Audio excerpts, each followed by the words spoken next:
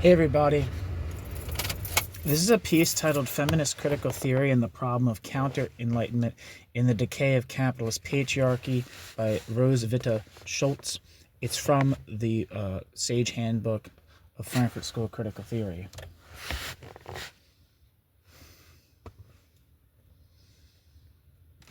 It's translated by Jacob Blumenfeld.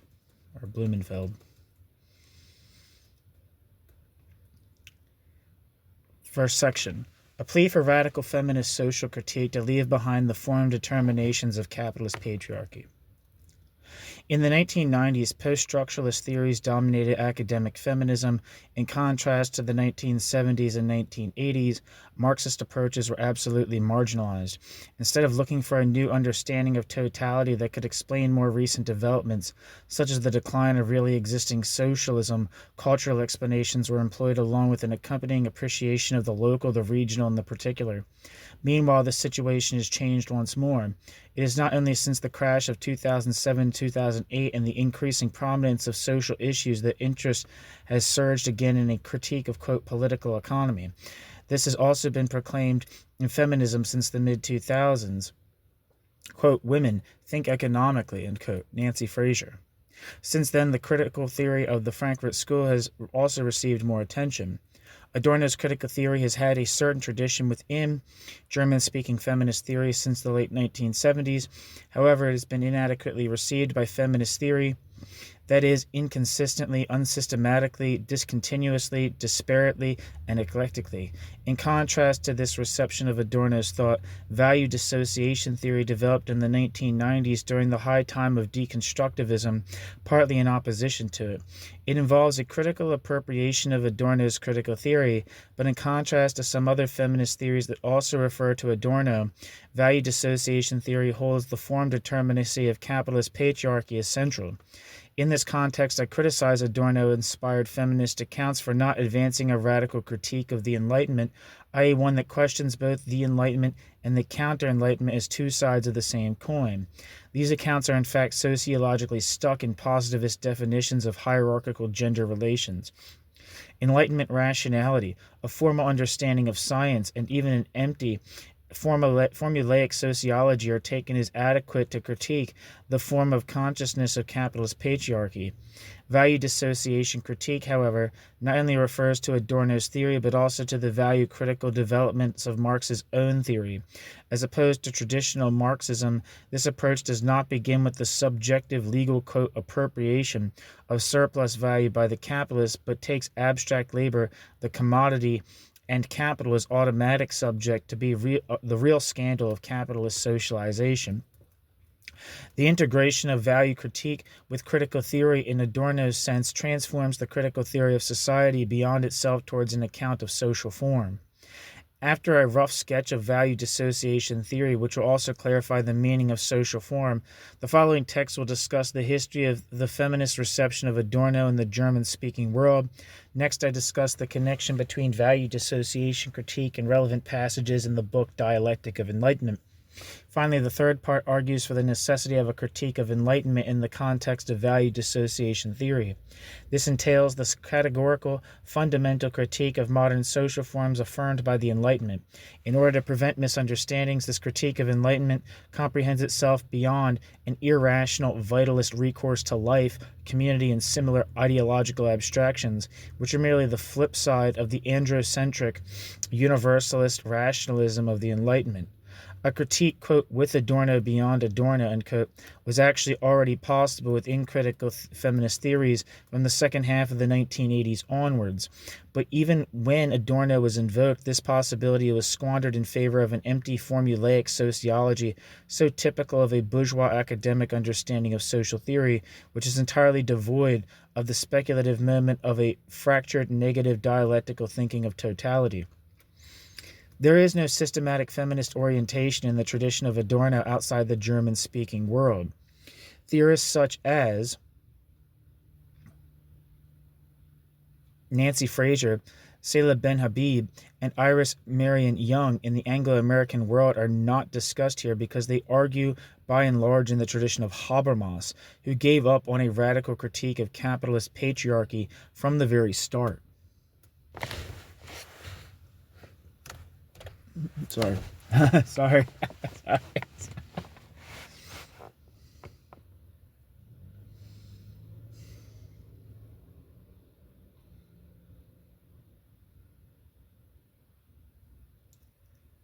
I just flashed my lights at someone by accident. I'm sitting in a car. New section, Aspects of Value Dissociation Critique. Value dissociation theory starts from the premise that it is not simply the case that capital, as the quote automatic subject, in quote marks, of surplus value, constitutes a totality. Equally important is the quote fact that reproductive activity arises in capitalism. Reproductive activities arise in capitalism, which are mainly carried out by women.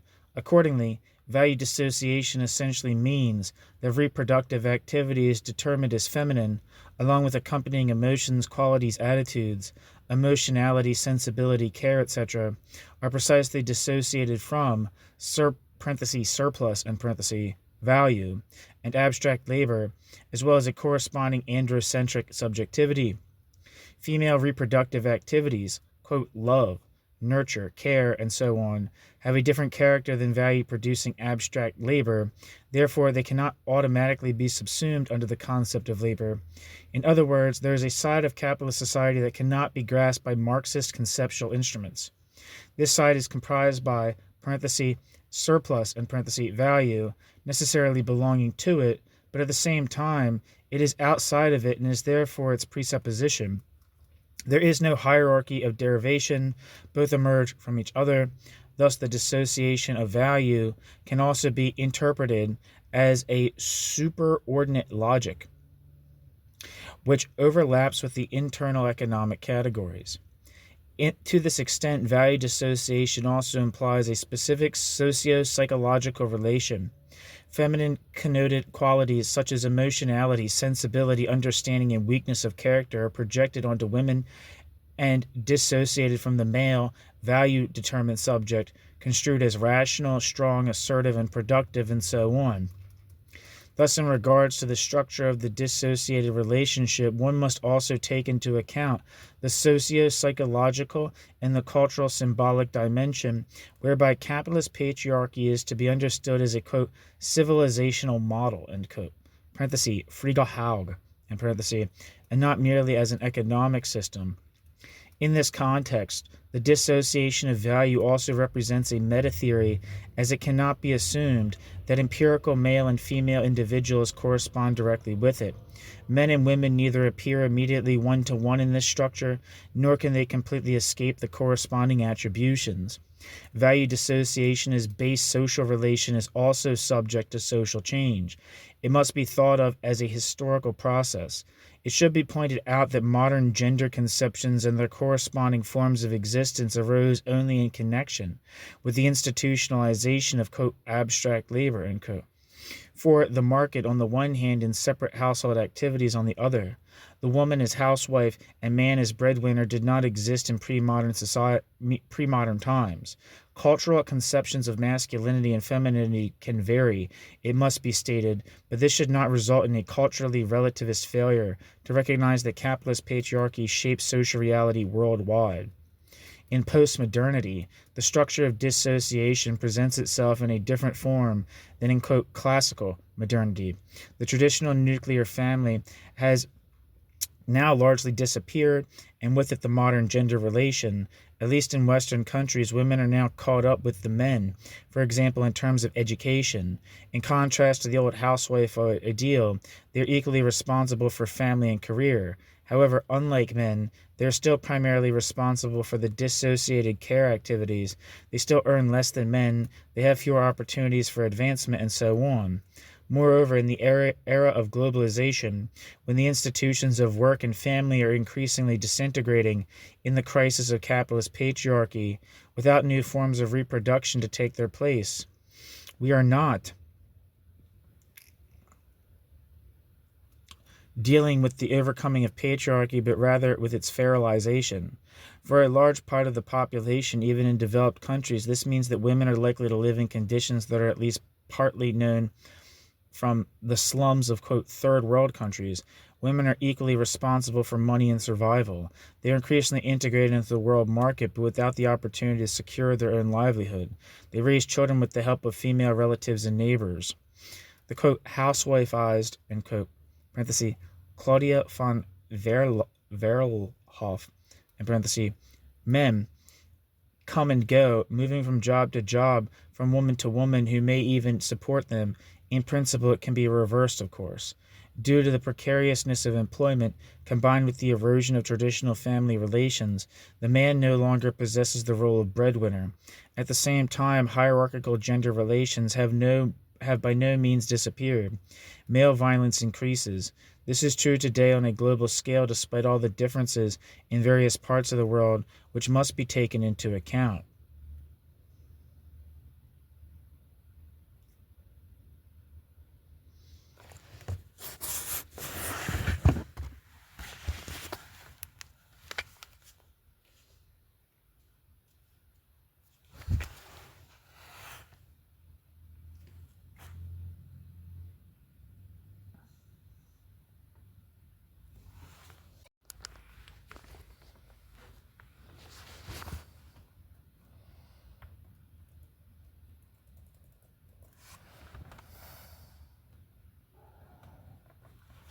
Wait, am I recording? Yes, it looks like it. New section, the history of the Adorno reception in feminism since the 1970s. Before discussing the link between value dissociation critique and the book Dialectic of Enlightenment, the history of Adorno's reception in German-speaking feminist debate will be considered. It will be shown that in contrast to value dissociation theory, over the decades, this debate has become increasingly detached from the problem of social form. It was only in the second half of the 1970s that German-speaking feminism appealed more to Adorno. It was only in the second half of the 1980s, that German-speaking feminism appealed more to Adorno. Before that, the so-called, quote, domestic labor, end quote, debate took place within the narrower framework of traditionally Marxist economic categories. The core question was whether domestic labor creates value, which ultimately had to be negated. Asymmetrical gender relations in capitalism could not be explained and criticized in the same way as value-producing labor power. The turn to Adorno and Horkheimer, especially to the book Dialectic of Enlightenment, may be explained primarily by the rising awareness of environmental and ecological problems at the time.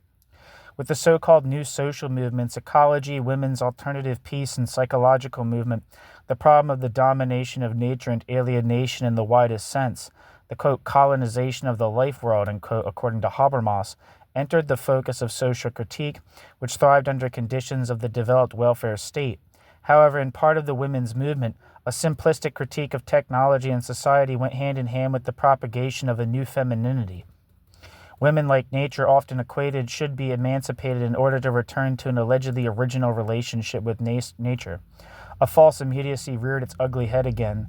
Especially after Chernobyl, a new maternal femininity was all the rage. Mothers against nuclear power, etc. Against this partly biological ideologization, feminists aligned with critical theory began to form their own position and resist. At that time, many works and anthologies on rationality, the domination of nature, sensuality, and femininity appeared, which sought to defy those crude tendencies of a new femininity in its false, quote, naturalistic immediacy, and demonstratively turned against them. One could mention here, for example, Heide Marie Bennett's excellent philosophical historical investigation into the dissociation of the feminine in philosophy.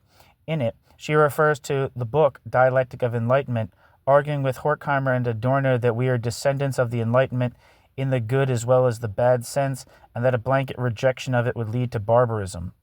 Until well into the 1990s, books appeared which the titles like, quote, like Rationality and Sensuous Reason by Kulka, 1988, Twilight of Reason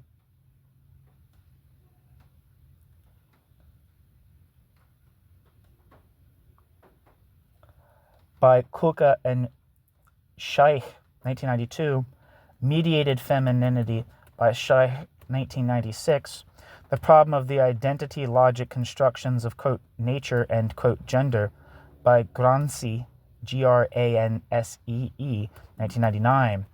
These references should be understood as examples, not a complete overview. In the 1970s, for example, Sylvia Bovenschen emphasized the significance of witch hunts using the book Dialectic of Enlightenment in a feminist way that did not end up stuck in a false immediacy.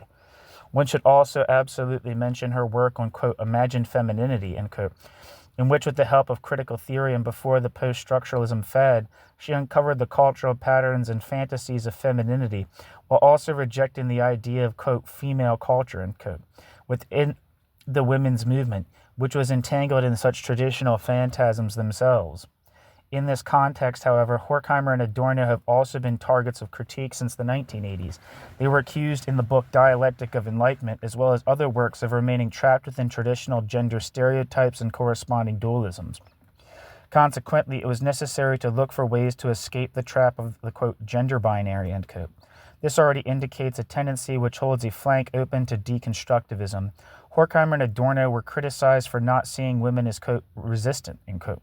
In general, there was much talk at this time of seeing women not just as victims, but as always resistant, as agents, witnesses of the era, quote, even dash subjects, end quote. I don't know what that means. I guess like the same subjects, it seems like even as in like equal, who also demand recognition. Against the backdrop of critical theory, a new kind of feminist theory should be possible, one which dispenses with gender stereotypes and still holds social structures accountable for the gender malaise. At the beginning of the more intensified Adorno reception in the 1980s, there was quite some reflection on the social form of modernity in terms of a critique of fetishism. In light of critical theory, Ursula Baer writes, quote, what, failed was the theoretical proof of the desire to conceive of domestic labor as, quote, value-creating, end quote. Domestic labor does not create value in the sense of money or exchange value as the object of value form analysis, The question raised by Becker-Schmidt and her colleagues about the, quote, form determination, end quote, of the family, also discussed in different terms in 1978 by Ilona Ostner. Therefore, is this a quote? Did I say quote? Oh, yeah, sorry, I did say quote. Sorry, I'm fucking spacing out here. Quote, Jesus Christ. Quote, what, failed was the theoretical proof of the desire to conceive of domestic labor as, quote, value-creating, end quote. Domestic labor does not create value in the sense of money or exchange value as the object of value form analysis, The question raised by Becker-Schmidt and her colleagues about the, quote, form determination, end quote, of the family, also discussed in different terms in 1978 by Ilona Ostner, therefore seemed to open up new possibilities for me, but with a different aim, the significance of unpaid labor in society as a whole. In the Anglo-American discussion, which pushed the domestic labor debate more strongly, the question of the form determination of the family was never raised, end quote, Beer. Then at the end of the 1980s, Beer suddenly turned from Adorno to Althusser as a reference, beginning with the critique of Adorno's fixation on commodity exchange. Quote, Adorno does not see the cohering principle of capitalist societies and material production, which is founded on the relationship between wage labor and capital, but an exchange in the sphere of circulation. Specific logics of development which are not based on commodity exchange cannot be taken into account with this conception. This finding has great relevance for women's studies because socioeconomic inequality in gender relations is based on a tendential exclusion of women from commodity exchange in terms of the commodified valorization of their labor power. Nor can regenerative production be subsumed under the concept of exchange, which the feminist materialist postulate stresses against the material productive character of women's childbearing activities, end quote. Beer. From this critique follows the reference to Althusser, quote, it should be considered whether Althusser's idea of positional and functional relationships can also be taken up in connection with the, quote, mode of population, end quote, and its interdependence with the, quote, mode of economy, end quote, The thesis of determination in the last instance by the economy, which according to Althusser's reading of Marx maintains the independence or relative autonomy of so-called superstructural phenomena, could perhaps be applied to the reformulated concept of the base, in the sense that the, quote, dominant structure, end quote, of the mode of economy and population in its unity and differentiations exerts a profound influence on the organizing framework of the entire society, end quote. Beer. Adorno's pervasive exchange reductionism is readily apparent. The capitalist fetish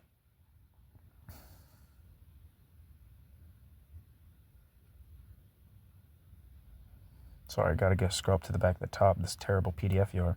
Relation. The a priori connection between, quote, abstract labor, end quote, and, quote, automatic subject, end quote, of valorization is not adequately captured by Adorno's cryptic and contradictory concept of exchange. But in contrast to traditional Marxism, and despite the reduction to exchange, his theory includes access to the critique of the value form and its fetish character. For Beer, the critique of Adorno goes in a completely wrong direction. The ideological fixation on exchange is not critically resolved in line with the new determination of the relation between, quote, abstract labor and gender relations, but is diverted entirely away from social form determinations. The traditional understanding of, quote, wage labor and capital, end quote, reformulated along Althusser's structuralist theory, fails to recognize the fact that the class relation is not immediately the ultimate ground of a, quote, cohering principle, end quote. On the contrary, it is, quote, founded on the capital fetish across classes, the logic of valorization and its gender dissociation. A critique of social form in the sense of a critique of fetishism, which could have worked out the androcentric character of the fundamental categories of capitalism, was therefore impossible. In its stead, the feminist, quote, materialist postulate, with its vulgar materialist or feminist understanding of production based on, quote, childbearing and, quote, ability, left the door open once again for conceptions of society based on underlying biological and anthropological assumptions. In the case of Beer, on the other hand, her Althusserian account, parenthesis, quote, overdetermination, end quote, of the, quote, last instance, end quote, by cultural, quote, factors, end quote, among others, by the capitalist economy traditionally understood by class sociology, proved to be a mere point of transition towards a cultural feminism which was to become hegemonic in the form of deconstructivism during the 1990s. As a result, the capital relation as such, with its basic categories, largely disappeared from theoretical reflection, especially in deconstructivist feminism, which lost its critical sting. It is only recently, under the impact of crisis, that problematic, short-sighted efforts are being made to bring together the critique of capitalism with deconstruction in so-called queer feminism, especially beyond any kind of thought about the basic character of capitalist relations in the sense discussed above. The critical recourse to the book Dialectic of Enlightenment transitioned into a superficial gender rationality in the 1990s at the latest. This also entailed a surrender of the problem of social form in terms of its categorical content, which was initially conceived in the 1980s. Since the 1980s, gender was to be determined merely sociologically, akin to class as a category of social structure, even though it is at first crucially linked to a concept of social form. What emerged in the early 1990s was an empty formulaic feminist sociology, already mentioned at the outset, whereby the transition to, quote, relationality, end quote, as an actual principle of knowledge, basically a formal logical point of view, played an important role. Thus, this kind of theoretical approach was to account for the objective structures and socio-theoretical perspectives that the prominent post-structuralist theories of feminism had most neglected. C.E.G. Judith Butler, in parentheses. The post-structuralist approach overlapped to some degree with Adorno regarding the critique of identity. Beer's theory was not much heard of in the 1990s, probably because of its parentheses, biologically vulgar, in parentheses, materialistic orientation, parentheses, a recourse to, quote, childbearing ability, end quote, was quite rightly frowned upon in post-structuralist accounts, in parentheses. Similarly, alongside Beer are Becker, Schmidt, and Knapp, who still rely on Adorno today and whose works are at least partly based on an implicit Althusserian foundation as regards the, quote, relative autonomy of so-called superstructural phenomena, end quote. Although the concept of, parentheses, surplus value as the form of capitalist reproduction has not completely vanished from theoretical focus, it is very much moved to the background. It almost appears as if women in the, quote, post-socialist and, quote, 1990s groomed and academically and sociologically groomed. It almost appears as if women in the, quote, post-socialist and, quote, 1990s groomed an academically and sociologically pristine and sterile Adorno in order to conjure away the problem of basic capitalist forms. When, for example,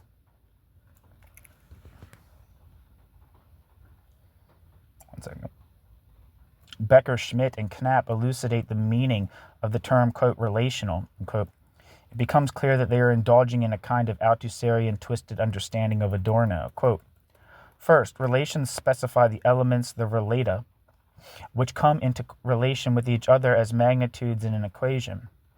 In our case, these are women and men considered as genus groups. Second are the contexts within which the genus groups, when not on equal footing, come into reciprocal relationship of appreciation and depreciation. Interactions between the genus groups have a wide range of nodal points, for example, kinship bonds, sexual relations, and cooperative relationships, or economic, cultural, and political conditions that decide the opportunities for appropriation and recognition of men and women. Such constellations are by no means based on the same organizing principles in all societies. In cultural comparisons, we find relations of similarity and difference, symmetry and asymmetry, equality and hierarchy, inclusion and exclusion. Historical investigations within a cultural tradition can bring to light changes from epoch to epoch. This means that the configuration of relations between the sexes is dependent on history and society, end quote. Becker, Schmidt, and Knapp, 2000. In contrast, Adorno already knew, quote, a notion of society, ... would be critical, if it would go far beyond the trivial idea that everything is interrelated. The emptiness and abstractness of this idea is not so much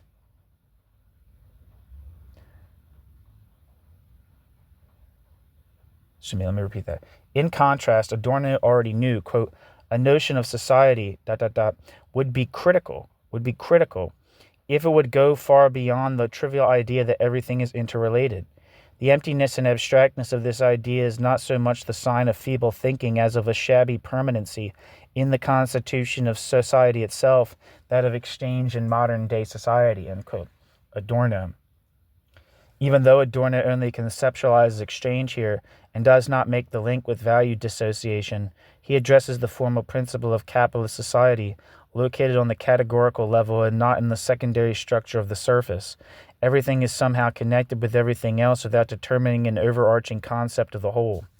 Precisely in this abbreviated manner, however, Becker, Schmidt, and Knapp understand, quote, form determination, end quote, as merely, quote, the formation of a social structure that historically crystallized under certain conditions of production and reproduction, end quote. Becker, Schmidt, and Knapp, 2000. These descendants of critical theory not only forego the categorical conception of social form, but also lack perception of the book Dialectic of Enlightenment, even if only as a doubt of enlightenment. Instead, an ambivalent critique of enlightenment in the sense of a dialectic of enlightenment, according to which the enlightenment could also have led to piercing the, quote, context of delusion, end quote, was ultimately transformed into a positivist, formal logical thinking, which is a thorn in the side for Adorno and Horkheimer. Rationality and irrationality are not seen as two sides of the same coin of an untrue whole, but instead the resulting issues are one-sidedly resolved in a rational and formal logical manner. The manner of thinking also characterizes, for example, Knapp's considerations of intersectionality, i.e. the connection between, quote, race, class, and gender, which makes little recourse to the categorical level of capitalist social forms, is precisely in this understanding that Frieder Otto Wolff writes, quote, no longer determined by the recently elapsed moment of postmodernism, the newer feminist, ecological, and anti-racist critiques of the European scientific tradition no longer use, quote, cultural critique, end quote, in a romantic, or nihilistically theory hostile, in parentheses, manner to critically overcome its, quote, scientific character, end quote, but rather aim anew at its, quote, unscientific and, quote, methodological distortions in the empirical historical processing of reality, end quote. Frieder Otto Wolff. The critique of the bourgeois concept of science following Adorno, quite evident in feminism up to the 1980s, is declared over and rejected as, quote, romantic or even, quote, theory hostile. Instead, it seeks out a scientific conception of theory that belongs to the positivist and formal logical traditions of bourgeois thought. Wolff, however, welcomes Althusser's reading warmly. Althusser's rejection of the humanist subject in favor of a structural analysis of the direct appearance of society went hand in hand with the adoption of a, quote, class standpoint, end quote, or analysis of a class structure which served to determine everything else, despite all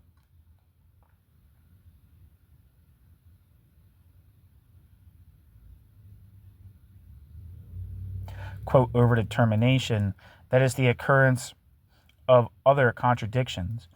As if by twist of fate, however, this kind of theorizing thought allowed for the humanist subject to be reintroduced through the back door, as was already the case in Althusser's self-criticism since the 1970s. This visible oscillation between sociological immanent interest guided, quote, standpoint and, quote, structure as basic model are traditionally always present within androcentric bourgeois science and scientific theory. Therefore, the ability for a feminist theory to distance itself from such a theoretical approach is necessary in order to advance towards a critique of basic social forms. Social form critique is the foundation of dissociation theory.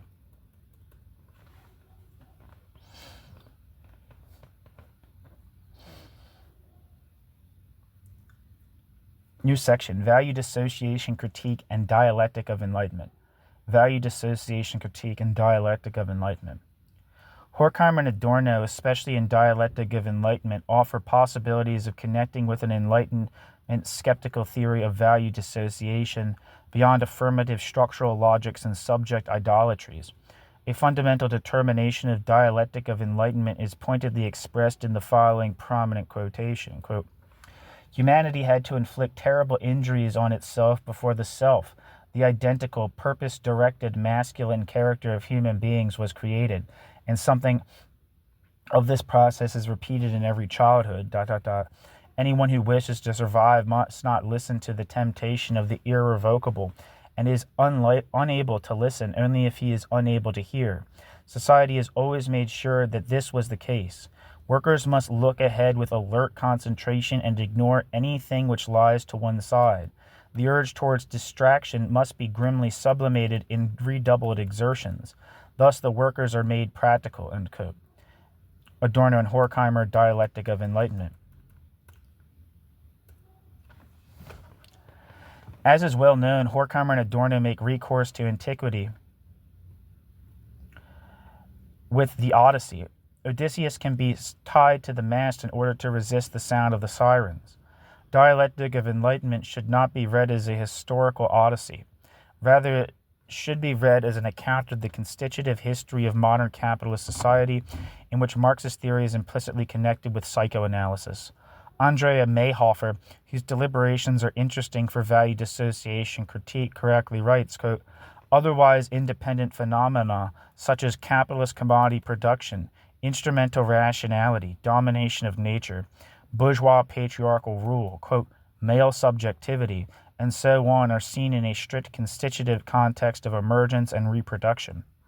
This is not meant, as is often the case, in the sense of a bad economic monocausal derivation, according to which everything is connected with everything else, because ultimately everything is the, parenthesis, functional, in parenthesis, form of appearance of the, quote, one of the economy, end quote.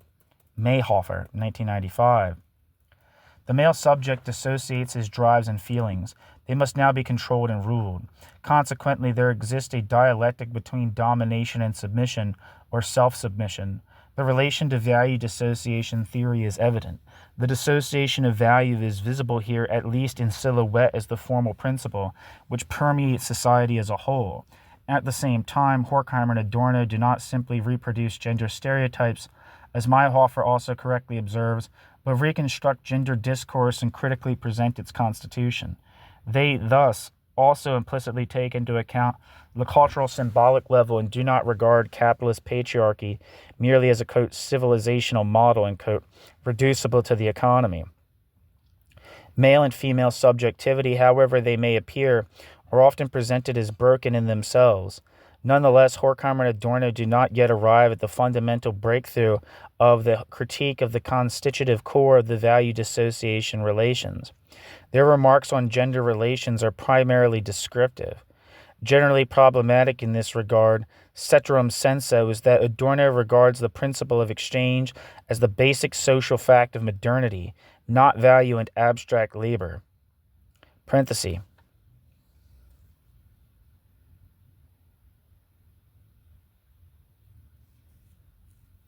Let alone the dissociation of value as a social relation of reproduction, in parenthesis. A critique of the book, Dialectic of Enlightenment, should have thus encompassed value and abstract labor along the trajectory taken by value dissociation critique. Instead, it was taken in the direction of Althusserian structuralism, which led to claiming, quote, material production, and, quote, in a feminist way without any further thought about value and value's implications for totality. Indeed, in the case of Becker-Schmidt, who adopts an almost purely relationalist sociological view of society, a fundamental critique of capitalism is an entirely alien undertaking. In the face of National Socialism, Horkheimer and Adorno asked in the book Dialectic of Enlightenment, quote, why humanity, instead of entering a truly human state, is sinking into a new kind of barbarism, end quote. Adorno and Horkheimer, Dialectic of Enlightenment. As children of their time, Horkheimer and Adorno obviously could not examine the new barbaric processes in light of today's deterioration of capitalism. Beyond Adorno, we may diagnose a, quote, feralization of patriarchy, end quote, in postmodernity. Institutionalized fixtures such as gainful employment and family are increasingly dissolving in the deteriorating context of capitalist patriarchy. Women are equally responsible for money and survival, production and reproduction, whereas men are being, quote, housewifeized, end quote, at the same time. That is to say, their role as breadwinners becomes more and more precarious. Women now occupy a crucial place both in self-help initiatives of the Third World as well as in the corridors of declining state power. Horkheimer and Adorno already see the growing professional activity of women in their time with skepticism and speak of a, quote, dissociation of love, end quote, Dialectic of Enlightenment. From the perspective of value dissociation critique, however, the dissociated sphere of the family is not a refuge, not a positive, quote, other, as it appears for Horkheimer and Adorno, but itself an imminent component of capitalist patriarchy. Value dissociation theory has by no means become irrelevant with historical postmodern changes, as might appear in the superficial view that associates it with traditional gender roles. Rather, it adopts Adorno's insight formulated in his book, Introduction to Sociology lectures. His book, Introductory to Sociology lectures. It's not the lectures part isn't part of the title, but when I say the book, I'm meaning that it's italicized here, so it's in reference to the book. Quote, firstly, the essential concerns the laws of motion of society, especially the laws which express how the present situation has come into being and where it is tending to go. Secondly, these laws are modified and are valid only as far as they are really manifested. Thirdly, the task of sociology is either to explain even the discrepancies between essence and appearance in terms of the essential, or to have the courage to abandon concepts of essence or general laws which are simply incompatible with the phenomena and cannot be dialectically mediated, end quote. Adorno.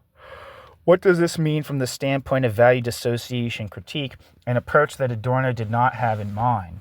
From the perspective of value dissociation theory, it is crucial to insist on a dialectic of essence and appearance in Adorno's sense, and not to get carried away by empirically ascertainable facts like the, quote, double socialization, end quote, of women in postmodern individualization, the diagnosis of the end of patriarchy, or even the formal logical determination of the gender hierarchy. Rather, it is necessary to determine the constitutive reproduction of the overarching dissociation of value as the form determining principle of the social totality in its historical breakdown. This equally encompasses the material, social, psychological, and cultural symbolic dimension in its postmodern development form, and thus all areas and levels of society as well. Accordingly, the more recent empirical changes in gender relations must be understood out of the mechanisms and structures of value dissociation itself. At the same time, the development of the productive forces and market dynamics which themselves are based on the basic principles of value dissociation undermine their own presuppositions by forcing women out from their traditional role and instead making them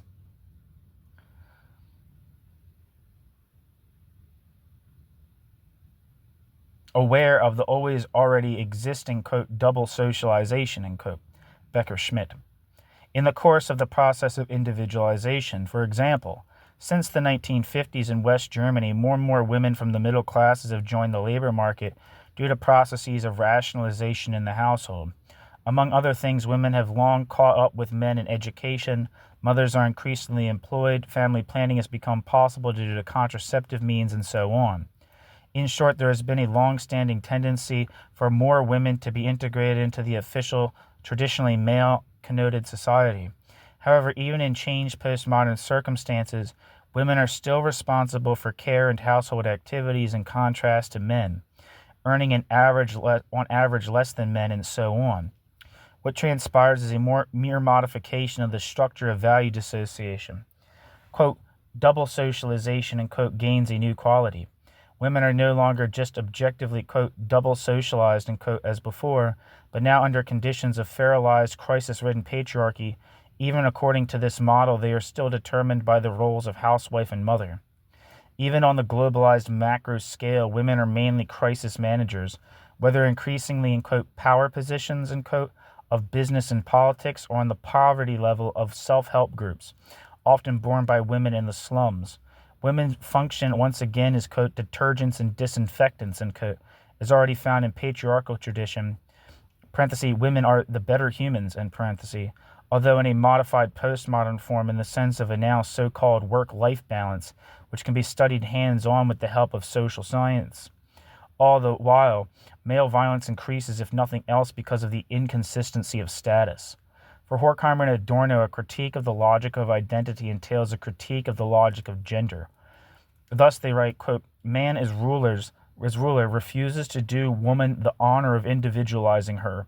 Socially, the individual woman is an example of the species, a representative of her sex, and thus, wholly encompassed by male logic, she stands for nature, the substrate of never-ending subsumption on the plane of ideas and of never-ending subjection on that of reality.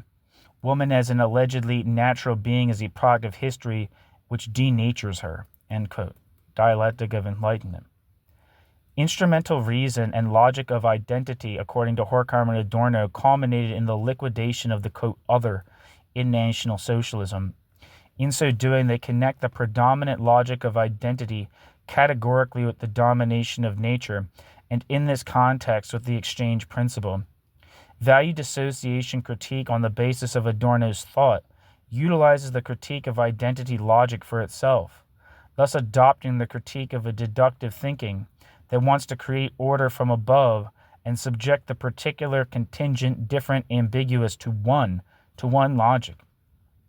The thought form of identity logic, however, does not correspond simply with exchange, or more correctly, with surplus value, for it is not important whether the common third thing, disregarding qualities as average social labor time or abstract labor, which stands behind the form of equivalence, but that it again must exclude and look down upon whatever is connoted as feminine, namely domestic work, the sensuous, the emotional, the analytically incomprehensible, the different and the contradictory.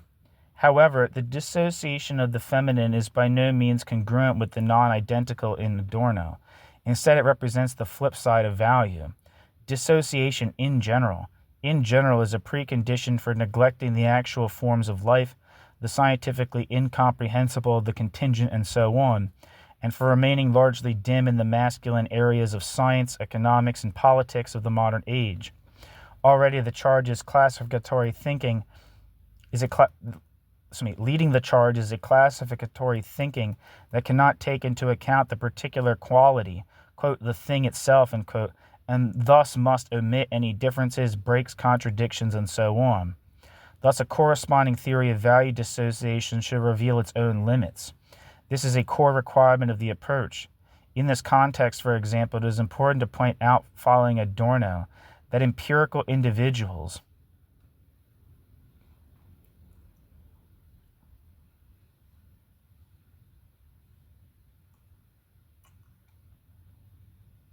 are never wholly absorbed in gender-typical attributions, even if they cannot escape them. Thus, as a critical social theory, value dissociation must protect itself against acquiring a transcultural character. Even though dissociation of the feminine entails a global dynamic, it has different phases and historically different phases of value dissociating socialization.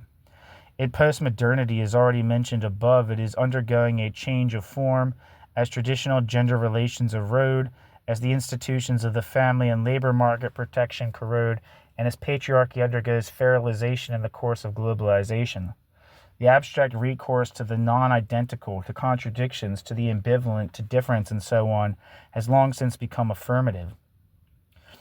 This is true in postmodern and post-structuralist theories insofar as they are free-floating, without reference to a concept of society, without reference to a universal, to a negative, social essence, to be overcome, as was the case with Adorno. Contrary to anti-philosophical, postmodern, and post-structuralist tendencies, today's global social reality can only be tackled by an admittedly contemporary speculative philosophical thinking in terms of a radical critique of value dissociation relations that constitute the basic social structure. The central importance of value dissociation as the principle of social form, including the corresponding gender relations, does not mean that value dissociation presents the so-called main contradiction of society. Following Adorno and according to the remarks above, the theory of value dissociation cannot correspond to a logic of the one. Rather, it remains true to itself in its critique of the logic of identity. It can only exist by relativizing itself, even denying itself where it is necessary. And this also means that value dissociation critique, if it is to keep an eye on the relevant thing in itself, must concede equal theoretical place for various forms of social discrimination. Thus, to a much greater extent than other theoretical feminisms, value dissociation critique follows Adorno's negative dialectic as a critique of social forms, which argues in and through the thing itself, the particular object of the gender relation, and aims at the content. New section: Radical Enlightenment Critique and the Theory of Value Dissociation. How are we to situate the sociologically narrow developments in feminism after critical theory, gender theory, and the corresponding reference to rationality and enlightenment in light of the critique of the determinate dissociation of value as the principle of social form? Knowledge of the ambivalence of enlightenment, appearing in feminist titles such as Rationality and Sensuous Reason, Twilight of Reason, and so on, should have led to a theory of value dissociation instead of seeking, quote, refuge in structuralist paradigms. A feminist insistence on structure is tellingly resolved in a purely sociological manner without recognizing it as a narrow-minded, genuinely bourgeois standpoint. The merely descriptive presentation of the problem of gender in the book Dialectic of Enlightenment should have instead been transferred to a categorical level. Such a critique leads through the book Dialectic of Enlightenment to a fundamental critique of enlightenment rather than its affirmation. It goes without saying that such an approach has nothing in common with any recourse to a, quote, false immediacy, end quote, Adorno, even with claims of a somatic moment in general. Such conceptions of a, quote, new femininity, end quote, are highly distorted and basically reactionary. But in opposing mere gender positions, they must be asserted in a completely different way. A critique of value dissociation that requires a critical distance and capacity for abstraction, far greater than any, quote, normal and recognized sociological form of theory. It thus refers back. Volan's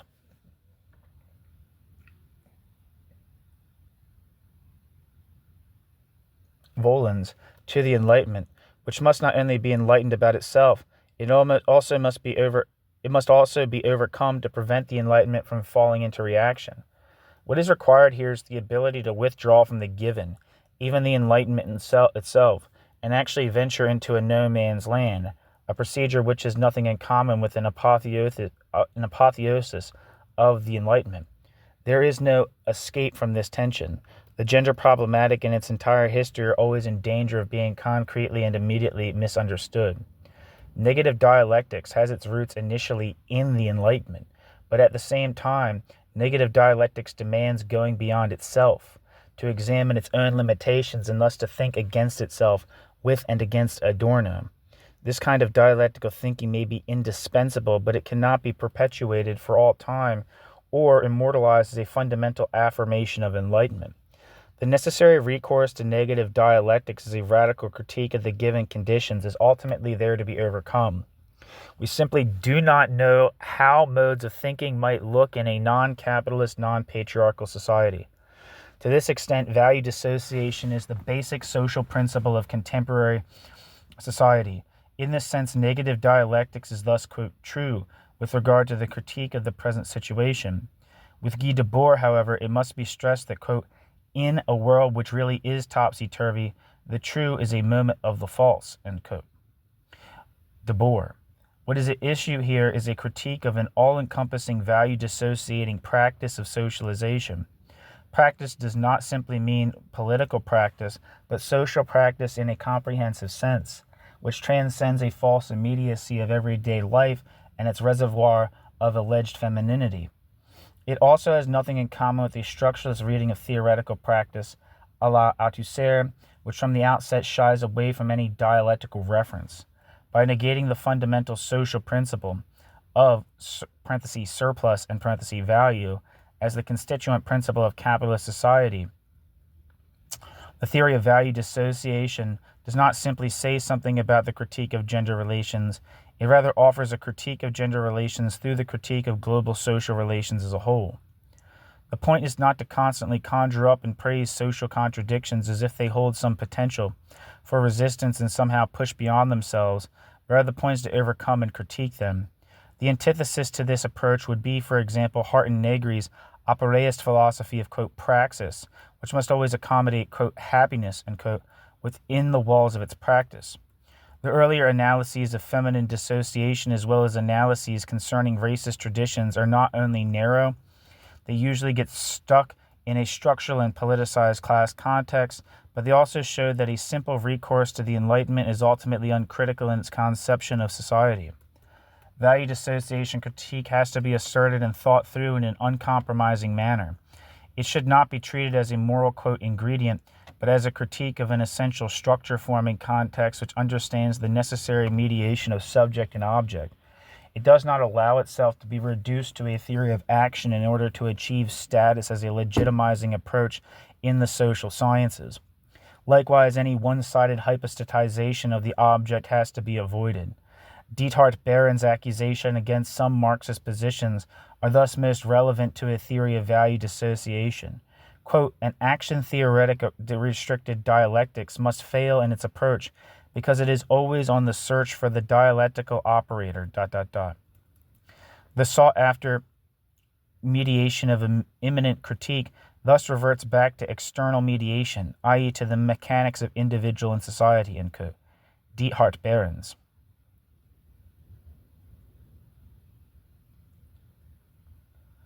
A Marxist understanding of science that in competition with the bourgeois understanding of science endeavors to surpass it becomes in fact equal to it. Instead, bourgeois science and philosophy itself should be conceptualized as fetish constitute. Ironically, the post-structuralist approach, which set out to deconstruct Western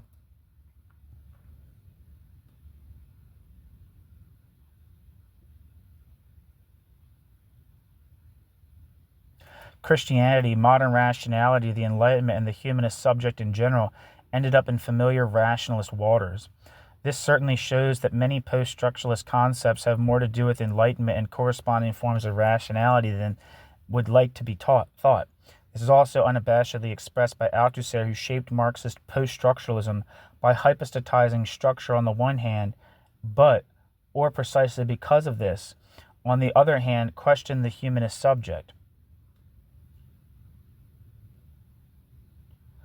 As Althusser writes in his autobiography, quote, "Those against me included not only the band of philosophers who wrote books, quote, for man, end quote, against Foucault and me, but also all the ideologues of the party as well, who made a huge secret of their disapproval, and who supported me only because they could not have me expelled, parenthesis, given my notoriety, end quote, Althusser." As already mentioned, Althusser is stuck with the old class subject, that is, the structure, quote, articulates, end quote, the structure's self in ritual action and practices from the outset. In this manner, the subject-object dialectic found a, quote, smooth, positivist solution, which has been, quote, hegemonic, end quote, in capitalist society ever since its beginnings. Indeed, it rejects any fundamental critique of social form, even if its, quote, normative critique and corresponding manifestations of commitment stagnates in boredom.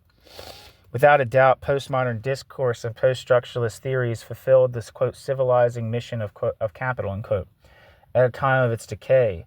Ironically, one could say, a worn-out gender discourse primarily concerned with the, quote, production, end quote, of gender and the relation of whatever empty relata to itself, eloquently bears witness to this. Even the psychoanalytic dimension is incorporated in a purely mechanical way. Such a discourse continues with Hart and Negri, who assume an emancipatory, irrational moment based on a diverse managerial multitude. Operating within this prevailing left-wing discourse of identity, feminism has finally come to agree with patriarchal ideology, which regards women as empirically oriented, practical, and down-to-earth. A gender-oriented feminism is fundamentally compliant with this demand and content with a purely structuralist reading of social relations, rather than insisting on the dissociation of value in all its complexity, which does not expire in the gender struggle. It bespeaks contemporary relations by describing them abstractly. Still, one must go beyond a negative dialectical view of value dissociation critique in order to transcend methodologically as well as content-wise the determinations of male, female, heterosexual, homosexual, as well as the intersectional relations of various social disparities. This should not be carried out with affirmative intent, but rather as the negation of the corresponding conditions on a purely conceptual level. Only on this basis could a somatic and actual critique of concrete oppressions, an apt concept that has not fallen out of fashion for nothing, be taken into account once more. Otherwise, what comes to pass is a secondary recourse to traditional identities as indices of serious emancipation, e.g. the headscarf cult of Islamic women, interpreted as emancipatory in Western feminism, primarily as resistance to the West, which is also an approval of a traditionally Western image of women as seen by growing currents of the new right, which could connect women and feminists frustrated by postmodern developments by means of cross-front strategies, end parenthesis. And I think via the cross-front thing might not be happening on like a national, local level, but it seems like the cross-front thing does indeed happen on a global level. E.g., for example, the mass apologetics for reactionary social forces, if those reactionary forces happen to be against the United States and have an anti-Western ideology. We are all Hezbollah. Anyway, on this basis, a culture-nature sex-gender dialectic would also need to be reflected, which by no means should lead to the assumption of natural heterosexuality, a dialectic disregarded in contemporary discourses of ecology and nature.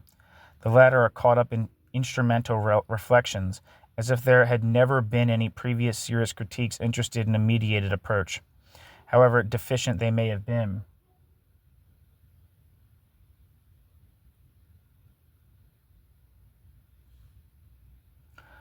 Adorno does not promote a labor-based and derivative Marxist methodology, but rather thinks social form, though caught up in, quote, exchange, in an overarching sense.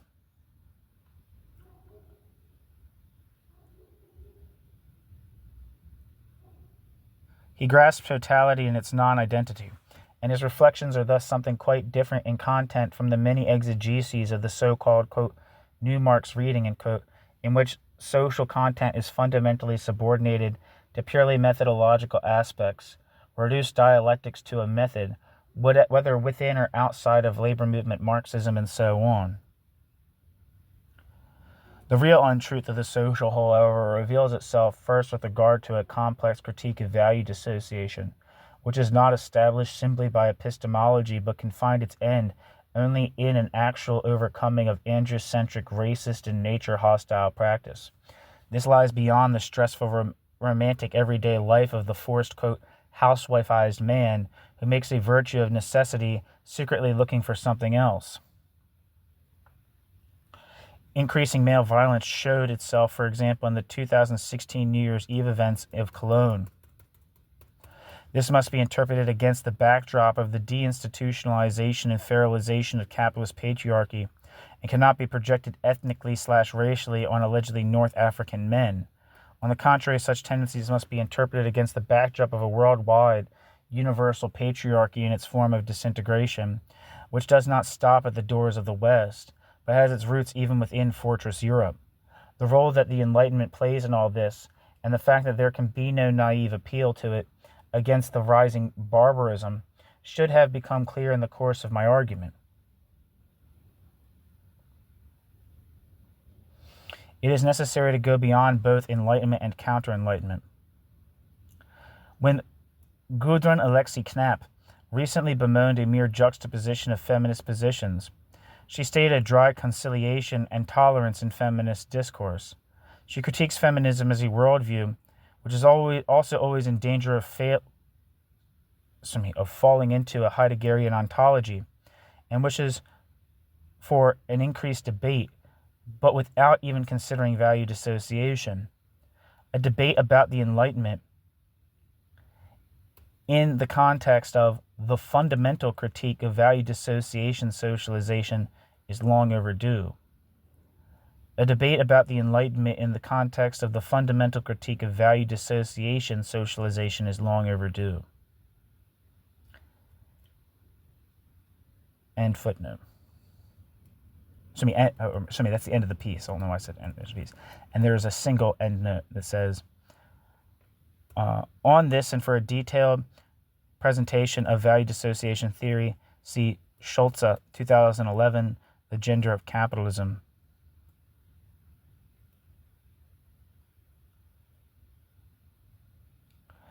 And there's a bunch of sources here, but they're all mostly in German.